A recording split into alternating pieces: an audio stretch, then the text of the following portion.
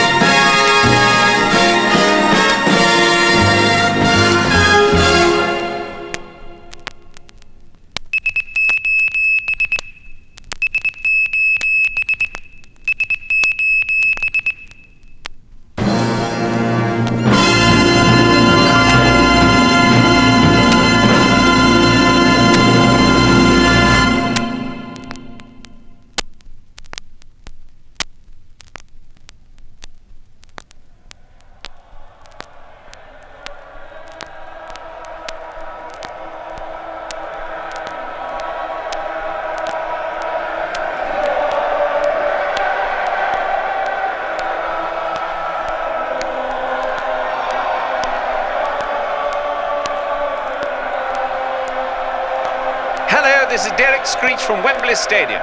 Today we're going to watch the finals in the All-Britain George Formby contest.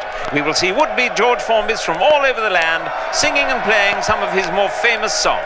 There is a very distinguished panel of judges this year.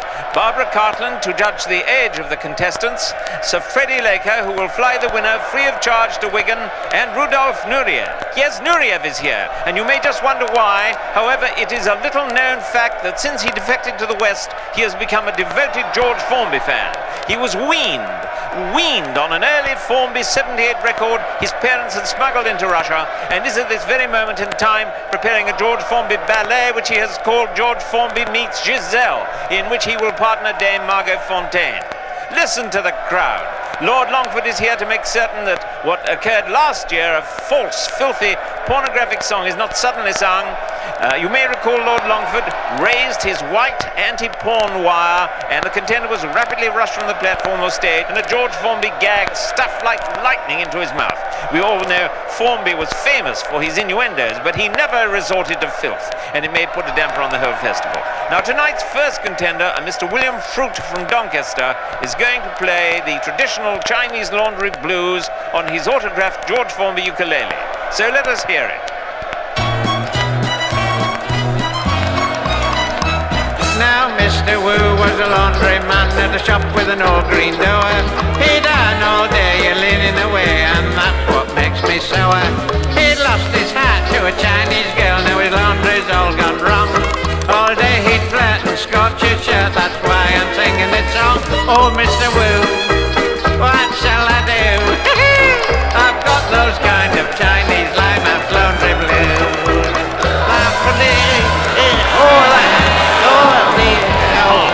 I see that they've stopped Fruit just as he was going into the chorus. Yes, the judges have stopped him. They've stopped him.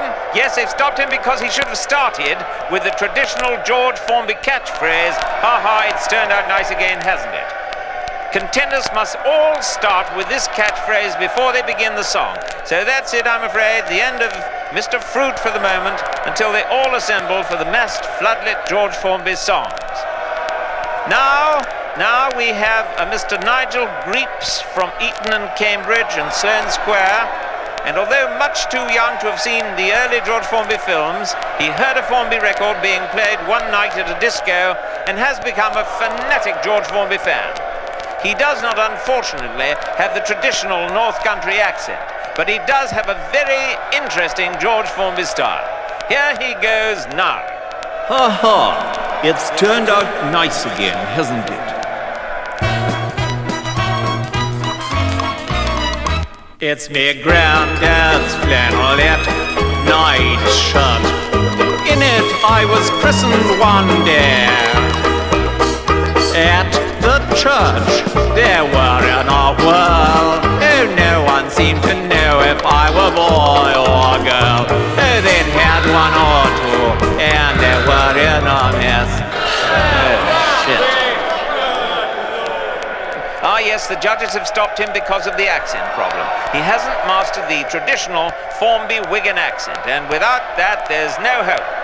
He seems somewhat perturbed, has gone very pale, and is thumping the back of his banjolele. But he has nevertheless had to retire. Yes, there he goes now. It's sad, but there it is.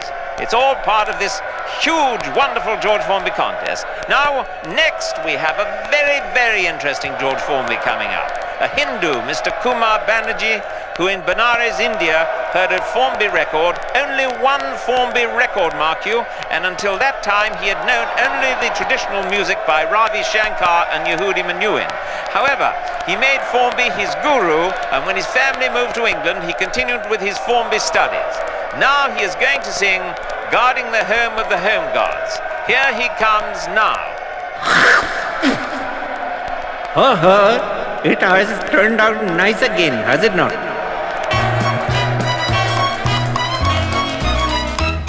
I am guarding the home of the home guard, guarding the home guard home. All night long, sturdy and strong, doing what I'm told so I cannot go wrong. Last night went out on LTV, one German soldier I did see. He ran like hell but he couldn't catch me, guarding the home guard home. I am guarding the home guard, home guard. What is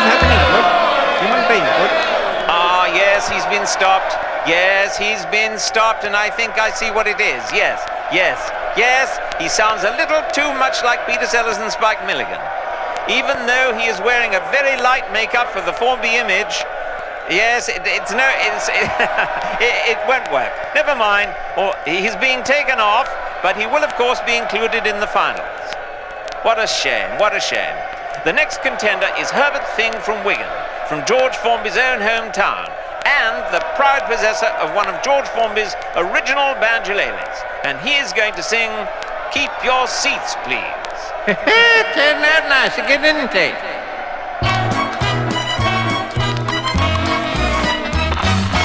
On the swing boards when you're late to school, mind the crowd below. Careful what you do, careful what you do, careful what you do, careful what you do. Here's a fight! Let's get it! Don't do that, you silly bugger, you ruined it.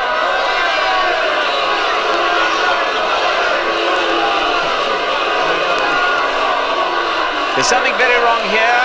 Something very wrong indeed. Hello? Hello? Yes, they've discovered this fellow Thing, or whatever his name is, has been miming. He's been miming to an authentic George Formby record. I wonder what the scratching noise was. The band discovered they were out of tempo with it, and he has been absolutely forbidden from taking part in the finals. This has never happened here before. For a contender to resort to such sleazy tactics in order to win the gold buck-teeth prize, it's absolutely despicable. Never has anyone mimed to an actual record of the master. He is being manhandled off by the ushers and is hitting out and struggling, but there are some very big bounces from up north, and he is being bounced off the stage. So that's the end of him. Now he will be taken before the judges, and I am told suffer the traditional smashing of the banjolele, ripping of the blazer buttons, and crushing of the boater hat. This will be performed by the Lord Mayor of Wigan, Alderman Alderman. You have disgraced yourself in the name of the late, great George Formby. We say that you are no longer entitled to take part in any George Formby contest in any part of Wales. We cannot stop you from playing in your own home, but we will do our best to prevent it. It turned out nice again, doesn't it? Now the Crusher Royal steps up and takes a swipe at the banjolele with a huge sledgehammer. Yes, that's never going to be played again. Can you hear it? Oh my goodness. The blazer buttons are being ripped off now. The crowd are very angry. You can hear them.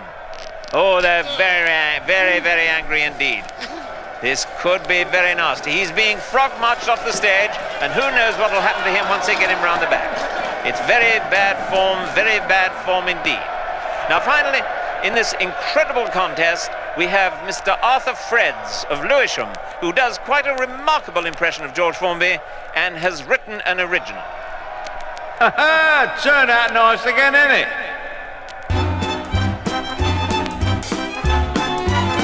They're parking camels where the taxis used to be. At all them smart hotels you'll see them constantly.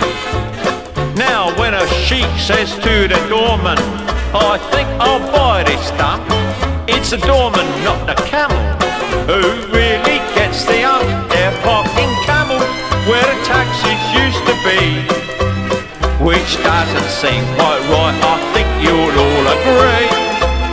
Those guests who used to take a village steak so easy to digest, well now they're told that all cold sheep's eyes are much the best. I know it's sad, but I think you'll all agree.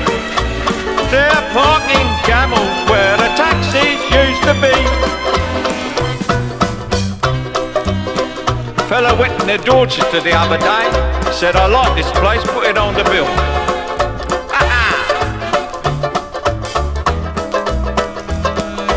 Knees up, mother brown. I know it's sad but true, I think you'll all agree. They're parking camels where the taxis used to be. They're parking camels where the taxis used to be.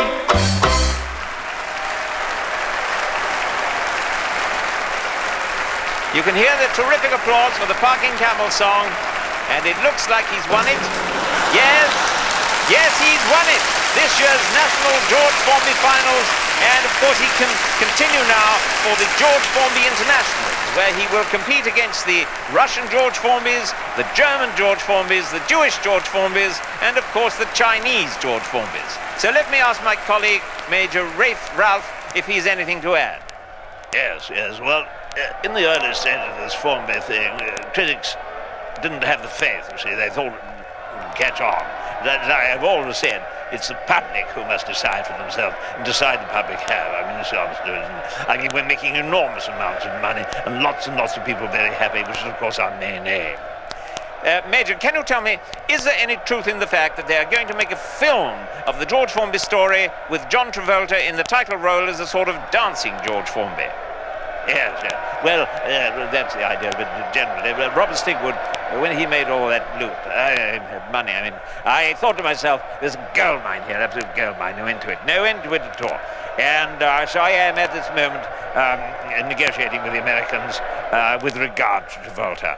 Formby had never heard of Travolta, and Travolta, of course, has never heard of Formby, but that doesn't matter. He's own well. I can't wait to watch Travolta dancing to the throbbing rhythms of me Auntie Mabel's knickers have got holes in the back. Yes, I think we could have an absolute world smash on our hands. They're assembling on the stage now. The crowd here are going mad with enthusiasm. Listen to them, mad, absolutely mad. What a wonderful sight this is. I've rarely seen Wembley Stadium so jam-full except on Cup Final day. Now the judges are stepping forward to award the winner the gold George Formby buck teeth, which of course he can keep and wear until next year. Here they are now, the gold teeth glittering in a magnificent velvet box. The runners-up will receive bronze teeth as a consolation prize. Now, to end this magnificent entertainment, all the finalists are being assembled onto the stage to sing Parking Camels at one at the same time, as a form of tribute to the great comedian. Of course, they will begin with the George Formby catchphrase. There they go now. Turned out nice again, isn't it? It has turned out nice.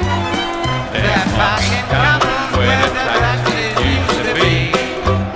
At all the smart hotels you see them constantly. Now when a sheep says to the doorman, I think I'll buy this done. It's the doorman, not the camel, who's really gets it.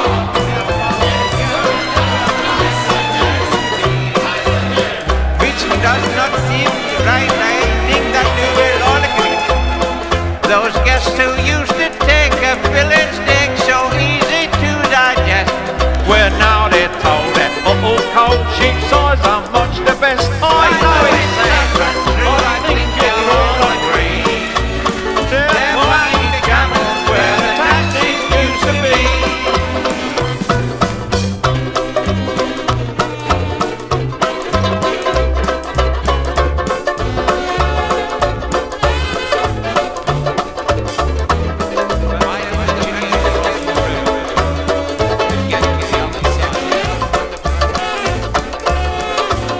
I know it's sad, but true, I think you'll all agree. They're parking camels where the taxis used to be. They're parking camels where the taxis...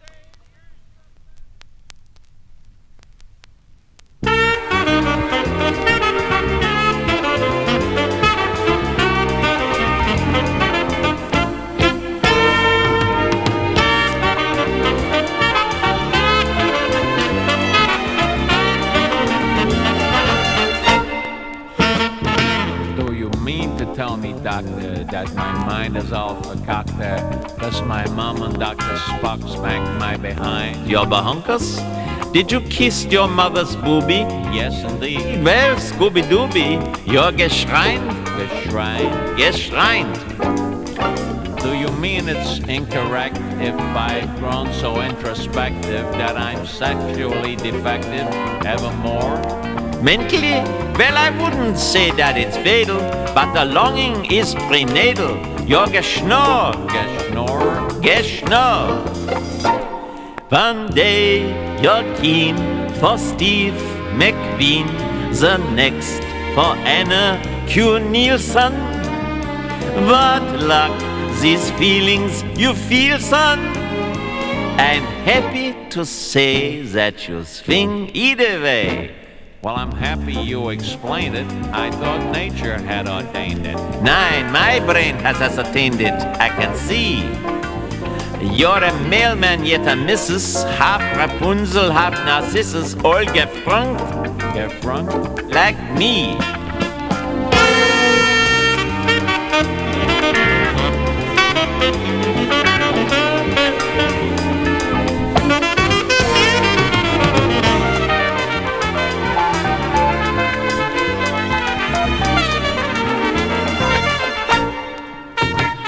So don't ever kiss your mother, for the breast is like an udder. And too close to one another should not be. We shouldn't know, for if you don't wind up neuter, you could even be a fruiter or gefrunkt Gefront? like me. From the tiny mini boppers, like the mamas on the poppers, to the millionaires, the yoppers, mit their yachts. They view the cosmos from the angle of their father's dinkle-dankle, their geplots, as the photograph by Gerhard Kraft, not Kraft mayonnaise, but Kraft Ebbing. Our brains are giant cobwebbing, where big spiders lie to zip up the fly.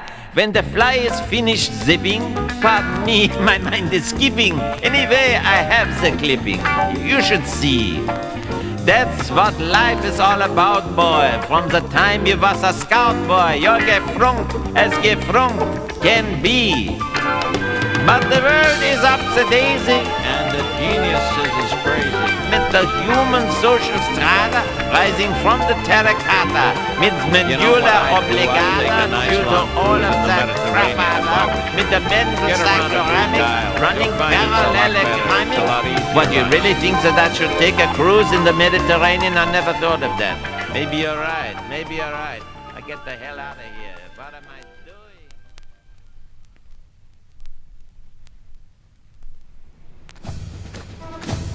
No? No. Wait. No? No.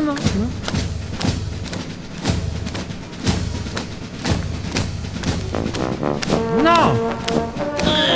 Singing in the rain, what a glorious feeling. I'm happy again. I'm laughing at clouds, so dark up above. The sun is in my heart, and I'm ready for the love. Let the stormy clouds chase everyone from the place.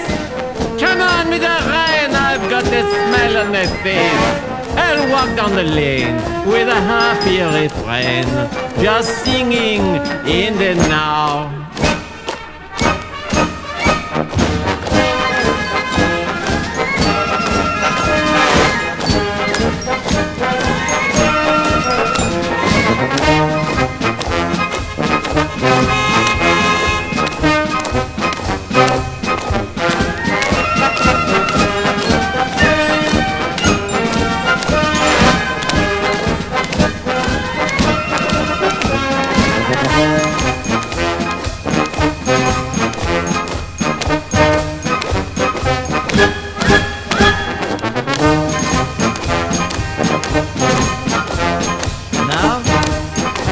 No more please.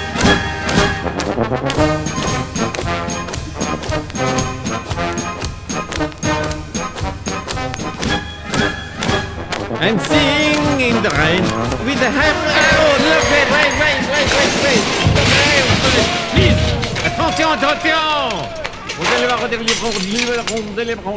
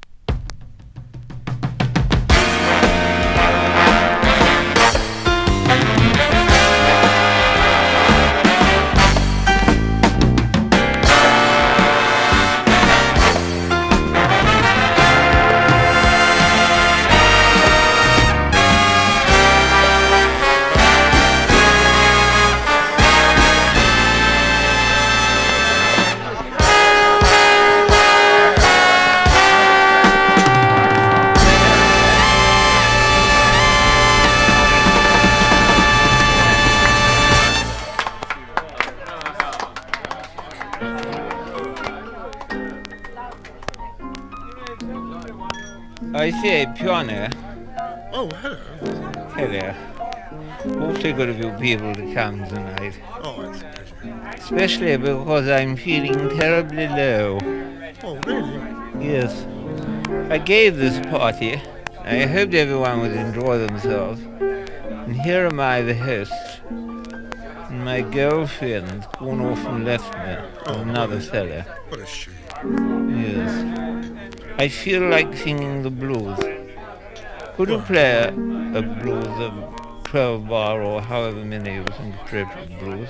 Yes, I think so. I think that can be great. No, because I do love them. I've followed Dizzy Armstrong and Lord Ellington for years, and I know exactly how to sort of sing. So if you could ask the boys, Yes. drinks after and everything, I'll just follow them, and they just do whatever they want. Would you do that? Yes, of course I will.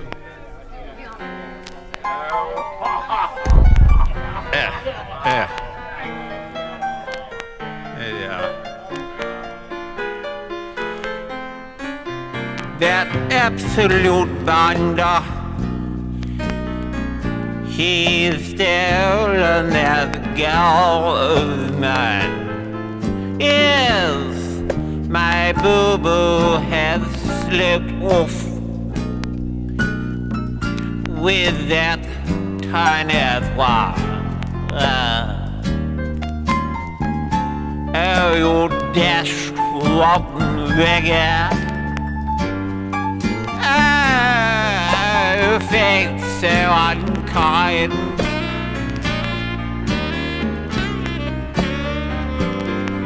One's only one has slept off with whom one thought one's best friend. I've swore 1,000 pounds to bring their caper to an end. Yes, I took him to the hut. I introduced him to the crowd. I failed to spot his foxy roost. My head was in a cloud. Oh, damn you, hot potato. I've learned my lesson now. And how? Prepare my hashish cigars. I'm going to freak a twip.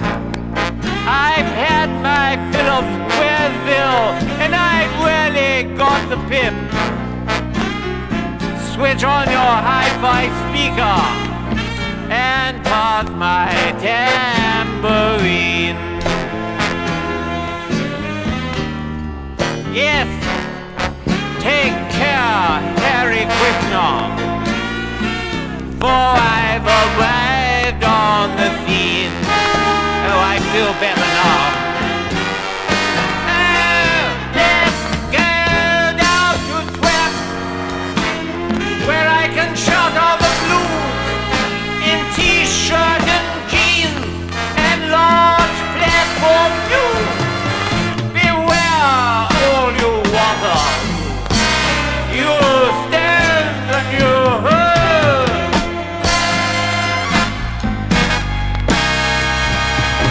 Now I've become a swinger, known all over time. There's only one thing missing, and life would be divine if Boo-Boo would come back to me. And it's a tiny wine.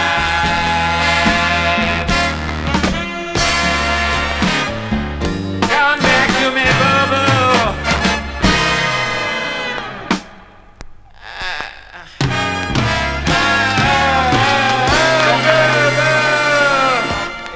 It's not finished. Wait a minute. Come back to me, Boo-Boo.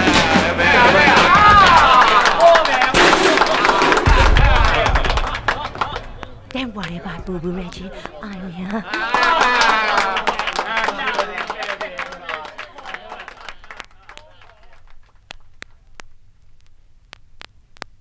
And now, Peter Sellers sings Rudolph Frimmel. And now, ladies and gentlemen, I should like to sing for you that immortal song by Rudolf Rimmel, Only a Rose. Music, maestro, please.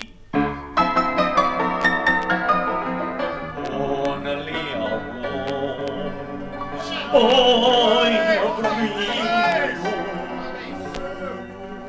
Only a rose, constant and true. Only a... Wow!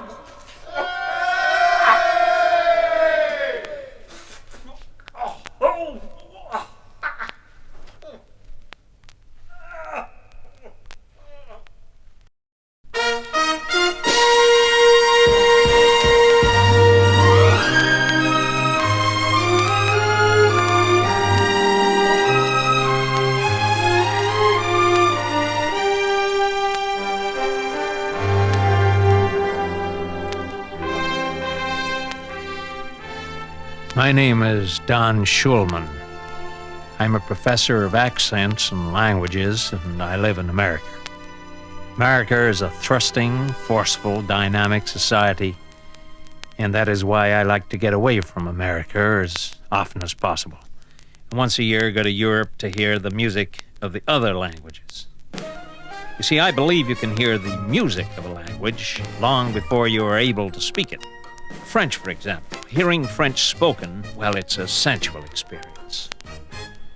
Perfume, cigarette smoke on the metro, food to make love to the palate, and automobiles.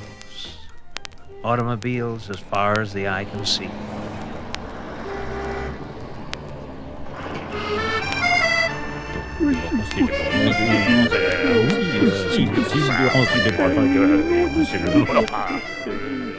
The music of the German language, on the other hand, is an exciting and slightly frightening experience. Rather like having a shower of cold beer with no lock on the door. It's the Splutengeblüten Wartenstadt. Rein des Blut mit Wurden des Alter. Listening to Italian is quite unique. It is akin to having a large cup of espresso coffee poured all over you.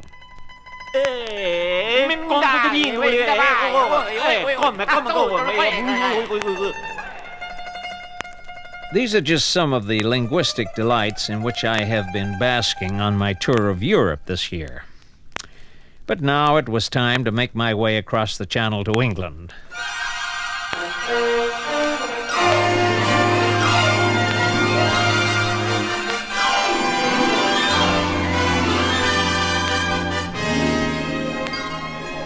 England, home of the English language.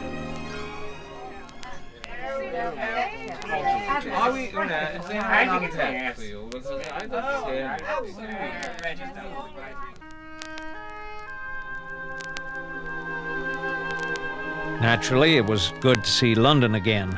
Nothing had changed, except perhaps London. I was really anticipating a pint of good, warm English beer.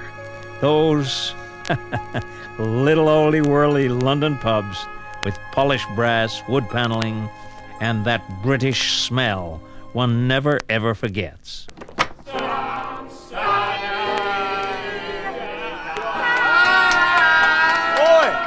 What about Argentina there? Right.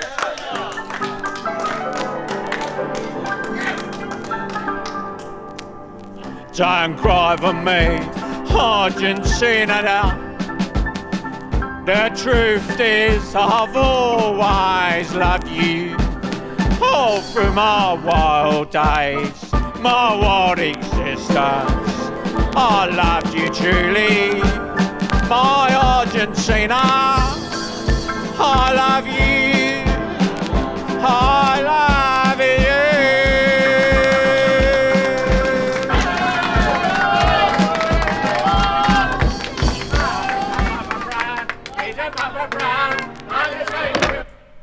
Meanwhile, I had to push on to Oxford, where I stay every year with my English friends, the Smiths, John and Mary. I first met John during the war, when we were fighting side by side in the cause of freedom against the Nazis.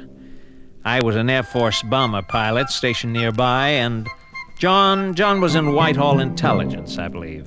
M15 or something. I took to him immediately. Hello, good. What? America? Oh, yes, splendid. Jolly nice. Tea?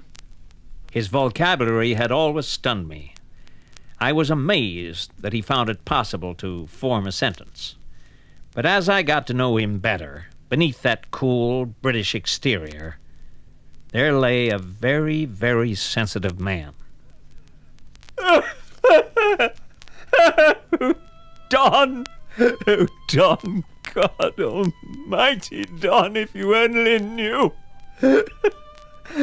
You'll never know what I've had to endure.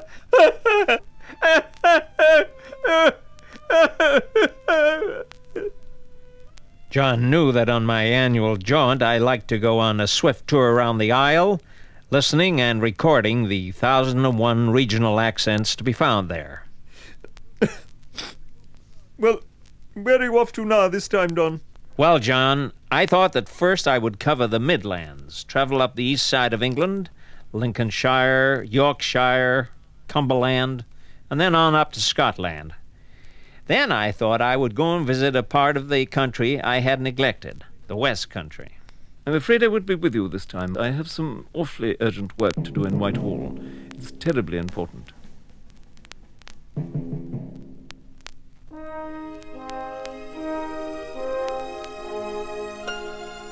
I began by spending the night in London at a quaint old hostelry. Hello there, landlord. My name is Shulman, Don Shulman. I'd like to have a room for the night. Right, mate. Sign your name there. Next to the fellow's got a cross there. No, that's it. Right. Now then, welcome to the Palace Hotel, Earl's Court. Cash in advance, 1 continental type breakfast with croissants. No curry allowed. Enchanted as I was, I hurriedly moved on to Suffolk, where the vowel sounds begin to spread out and assume a wider, well, almost lazy role. Mr. Don Schulman wants singer's room with bath. Do not disturb it. You will have a lovely time here, sir, and thank you for coming.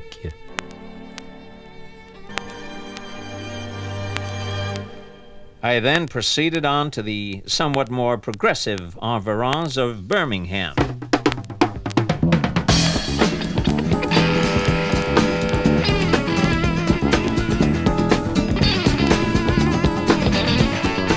Mr. Donald Shulman, 1 double room with breakfast in bed at 11 a.m. time.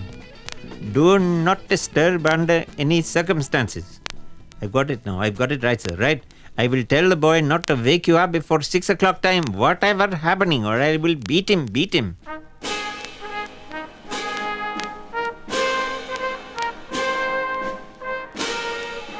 And then on up to Yorkshire, home of the Yorkshire Terrier, so beloved in Beverly Hills and Hollywood. Mr. and Mrs. Smith, double room. You silly bugger, I've heard that a few times. What do you take me for, a fool? Bloody fool, eh? Ooh. Now look, I don't give a damn what you do here, as long as you pay money. Soon I expect to have that speech translated. Scotland the brave.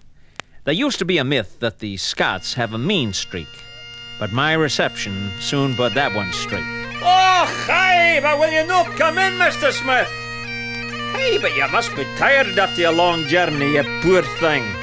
Come over here by this genuine Scottish fire, and I'll pour you a wee dram and fetch you a porridge sandwich. Then you can bend in here to the sound of the pipers, the lilt of the kilt, and the swirl of the glen, and the... Pardon me, do you take credit cards here? We do not.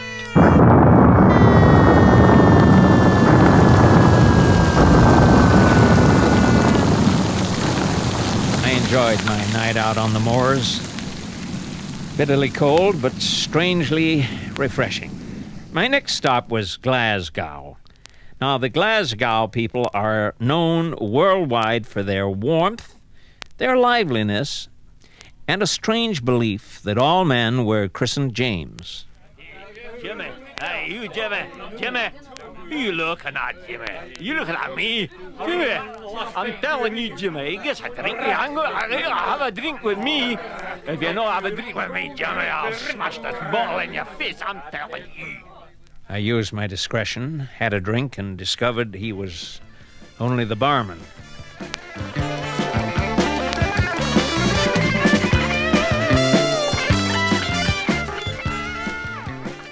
On to Liverpool, where American rock and roll began. I don't know what's going on, what's happening, you know. Like it's all in the mind, you see. Really, you know, people put their own interpretations on everything.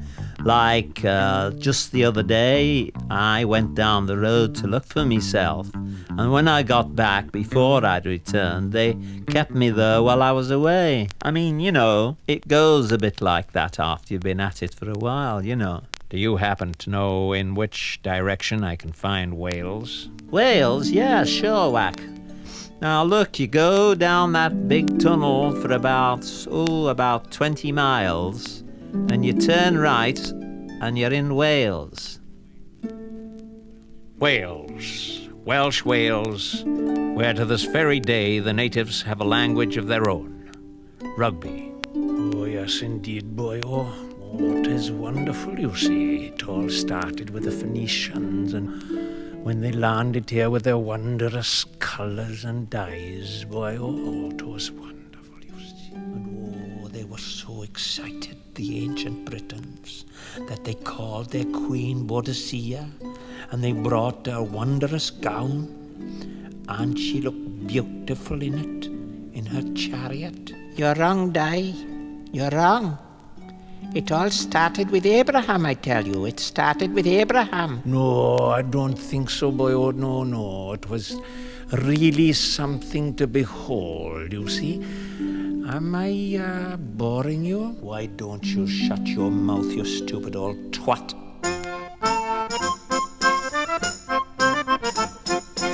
In the West Country, I succumbed to a glass of their famous scrumpy, a rough cider.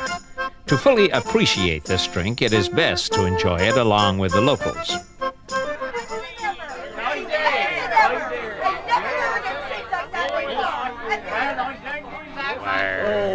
That blackbird too was nowhere. And the turtle, that's where I saw Ree. He saw Roy, I saw Ree, I know where Ree. Well, be that blackbird too was nowhere he be. I like that girl. I say, Don, old chap. John, I thought you were up in Whitehall. Yes, I was, but I finished my assignment. Good. Was it interesting? Yes, very, very interesting. It was about you. Me? Yes. I told you I was engaged on some unfinished wartime stuff. Well, you claimed to be a bomber pilot, and yet you never dropped one single bomb over Nazi Germany.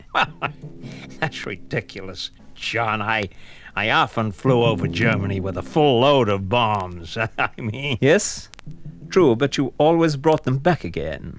We found 480 unexploded bombs in your lodgings. So what was it that you were dropping? Well, it's taken us over 30 years to find out. It was a message that you dropped. Well, there's, nothing wrong with dropping a message, surely. This message was signed to Hitler, and it was written in German. It said, "Warmest personal regards. Wishing you great success in your campaign. Sieg Heil, Dank fürs Schulmacher, American Obersturmführer." We now know that your fascination with languages and accents has masked a lifetime career in espionage. Our annual trips abroad have been spying trips. You have been in the pay of everyone except the British. Look, John, it isn't that I'm anti-British. It's just that the money isn't good enough. Well, this is the end of the road for you, Don Schulman, master spy. Okay, you lousy, limey bastard. Get your hands up. I'm telling you, get your hands up. This is the real me speaking now. The real Don Schulman. I always thought you was a weirdo or something. You're gonna get yours, Smith. I'm gonna give it to you. You've been waiting for it, and you're gonna get it, man, I'm telling you. Very well, Don. What do you intend to do with me?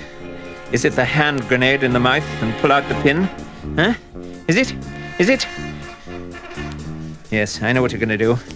Yes, kill me, slit me up the back, fill me full of cement and throw me in the River Thames. Right? It's got to be the acid bath routine and the pouring of the sludge down the drain. Yes? That's what it's got to be, hasn't it? Well, for heaven's sake, Don, don't leave me like this. Tell me, what are you going to do with me? What are you going to do with me? Well, John, I just thought we'd go back to my apartment and have a little drinky poo, and that's cute perfume you're wearing.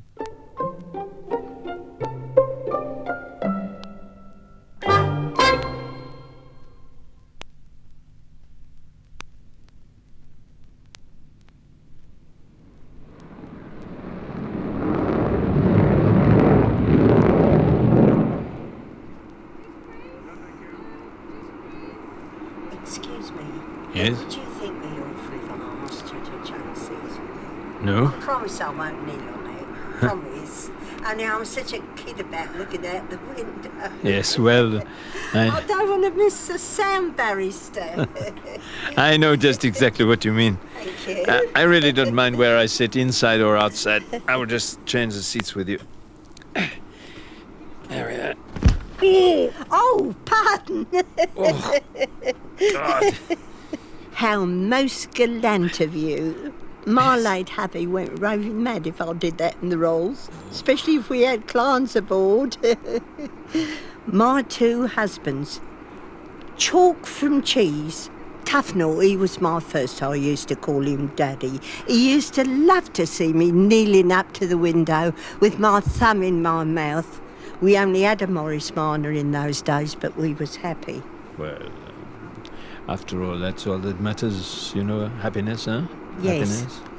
I saw your look. You did? Everyone looks when they hear I've been twice married.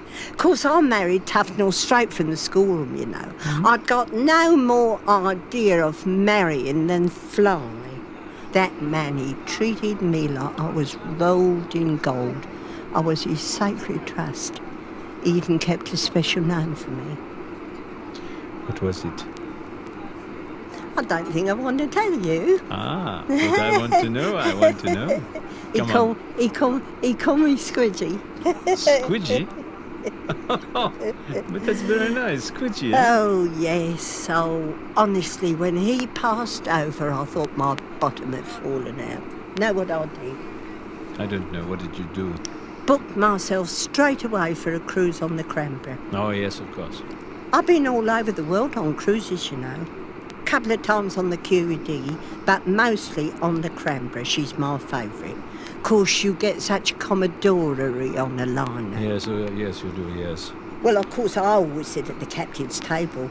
He and the purser, Frosty Fosdart, they rib me rotten when they spot my name on the A-deck passenger list again.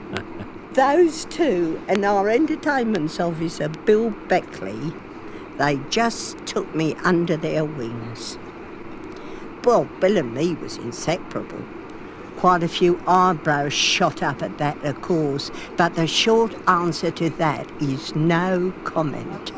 And I will say this for Bill. When it came to parting, after our usual moonlight stroll,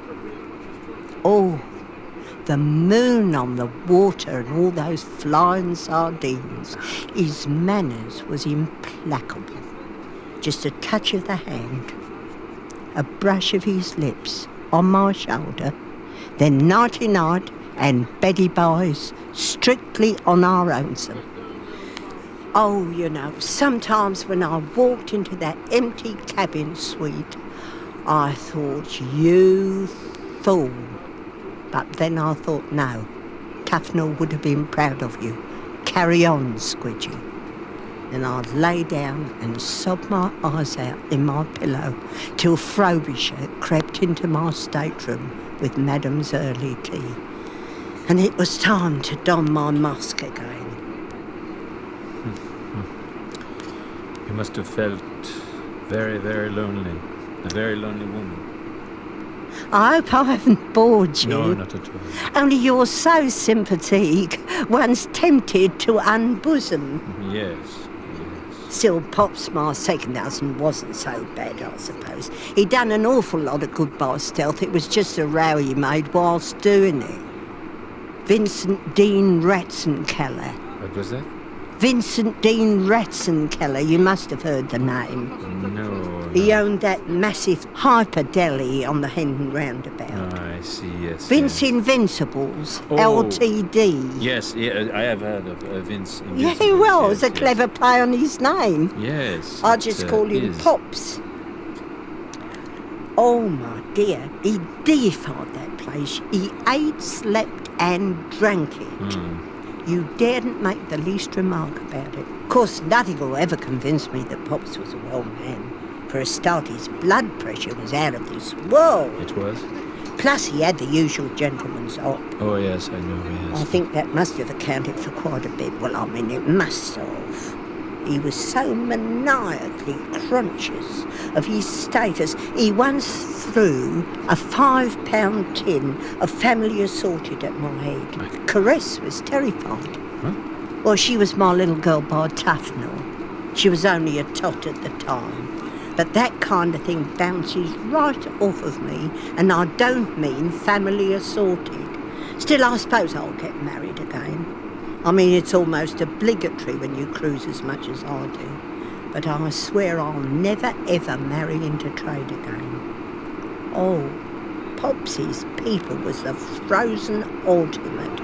No melting moments under the duvet for yours truly with Pops, though I happen to know he was having it off at the rate of knots with that kid at the quick cash counter. Still, he certainly did the right thing by Caress and me, considering she was the fruit of Tufnell's loins. I mean, when Pops actually popped, he left us better off than Tufnell, bless him. Actually, we're quits in.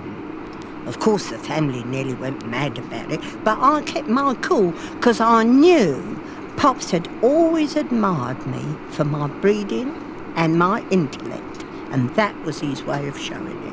So, net result, we got this beautiful Spanish-style house at San Clemente.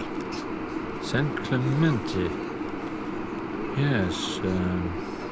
Isn't that the place where Richard Burton live in Mexico? No, silly. It's that exclusive residential area between Hendon and Mill Hill. In fact, to all intents and purposes, it is Mill Hill.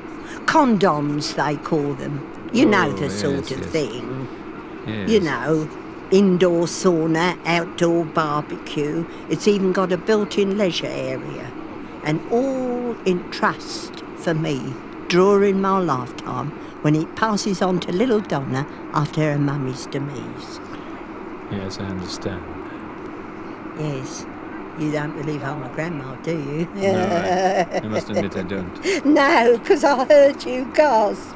But I am, and Donna's an absolute joy. She's as bright as a button. At 3.5, she was modelling for Kiddie Clopper. Would you believe? Of course, Pop's got her the job through friends in the trade. I see, yes. Oh, bless her, she's a little madam. She can wind her nana around her little finger, and she knows it.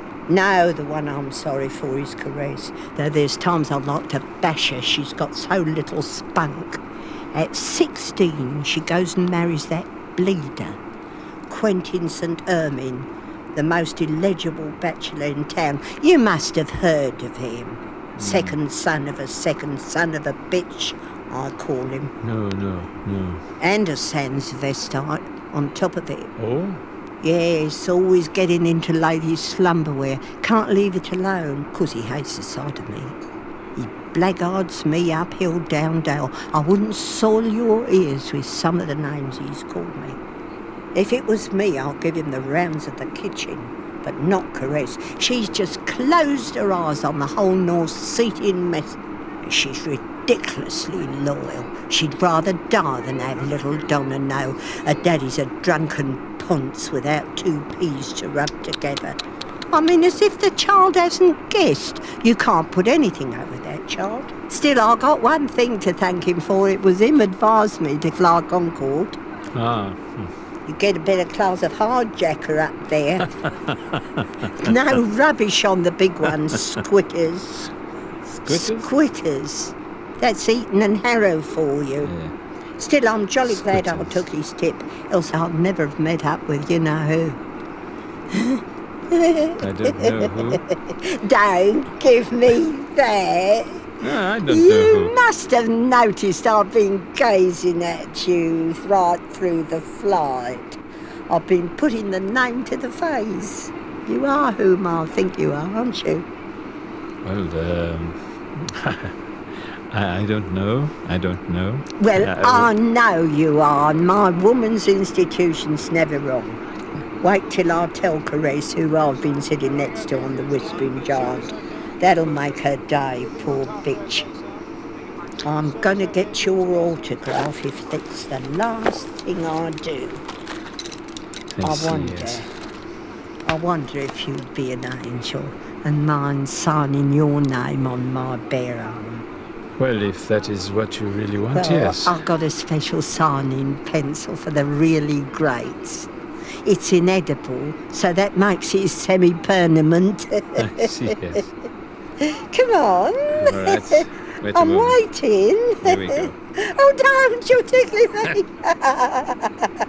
Oh, you running. You're doing it on purpose. When? Say when, or I'll open my eyes. Say when? No, you're supposed to say when. Oh, when? Peter Sellers. You must be joking. I don't believe it. Peter Sellers. Well, how nice meeting you. Thank you very much. Oh, well, thanks all the same. Wasn't that you in all those old Maygrave films on telly? You know, you're always on a ship or train No, it wasn't. or going somewhere. No. You took a jolly good part as a detective. Yes, that was me. But I always think the films are somewhat lacking. You do, eh? Anyway, I shall have to be wafted now to the little girl's room to powder my nose. Good. Would you mind if I gave you a little advice? Oh, do. Please do. You know, and you must have heard of a Brillo pad. Oh, yes. In the kitchen, you know? Oh, yes. Well, I should try a Brillo pad on that arm that I've just signed. You'll find that Brillo pads rub off just about anything. Oh, thank you. Well, I will if you don't mind. Thanks all the same. I mean, it's been lovely knowing you, but I really have reserved that space, you know, for my favourite, the Incredible Hulk. I see.